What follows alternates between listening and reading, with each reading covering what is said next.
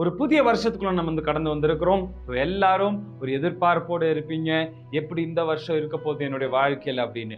So John 1 அன்னைக்கு கர்த்தர் நமக்கு கொடுத்த வாக்குத்தத்தம் எதில் எடுத்துக்கொள்ளுங்கள். Isaiah chapter 43 versus 19. ஏசாயா 43வது அதிகாரம் 19வது வசனம். இதோ நான் புதிய காரியத்தை செய்கிறேன், இப்பொழுதே அது தோன்றும், நீங்கள் அதை அறியீர்களா? நான் வனாந்தரத்திலே வழியையும் அவாந்திர வேலியிலே ஆறுகளை உண்டாக்குவேன்.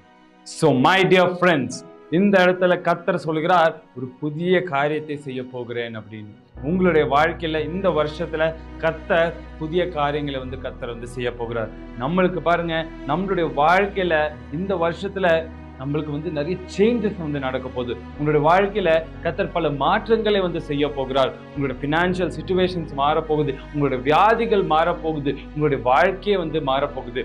கர்த்தர் இந்த வசனத்திற்கு முன்னாடி ஒரு வசனத்தை சொல்கிறார், நம்ம வந்து நம்மளுடைய பாஸ்ட குறித்து நினைக்க கூடாது. Don't think about your past.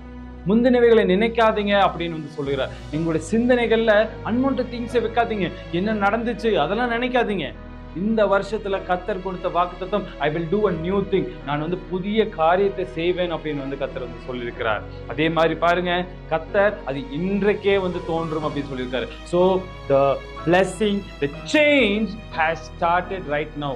மாற்றம் இப்பவே ஆரம்பிச்சிருச்சு. அதே மாதிரி பாருங்க, டெசர்ட்ல ஒரு வழியை உண்டாக்குவேன். அதே மாதிரி எந்த இடத்துல பாருங்க, வறண்ட நிலத்துல கர்த்தர் ரிவர்ஸை உண்டாக்குவேன் அப்படின்னு சொல்லியிருக்கிறாரு.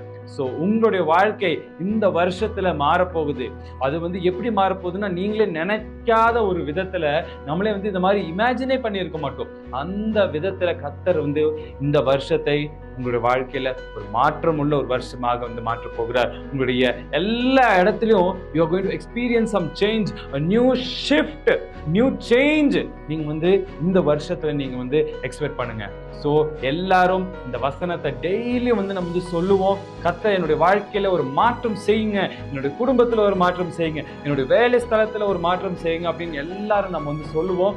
கர்த்தர் இந்த வருஷத்தை கர்த்தர் புதிய காரியங்களை உங்களுடைய வாழ்க்கையில வந்து செய்ய போகிறார். ஸோ எல்லாரும் கண்களை மூடி நம்ம வந்து ஜெபிப்போமா.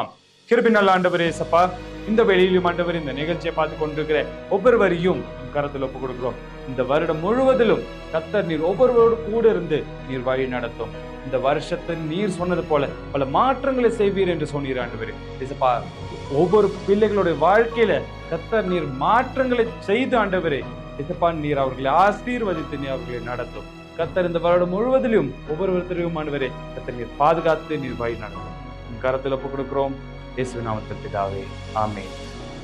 My dear friends, be ready for a change. கர்த்தர் புதிய காரியங்களை செய்கிறார். God bless you. Changing videos. Subscribe to Megiddo Warriors. Follow us on Facebook and Instagram and contact us for prayers.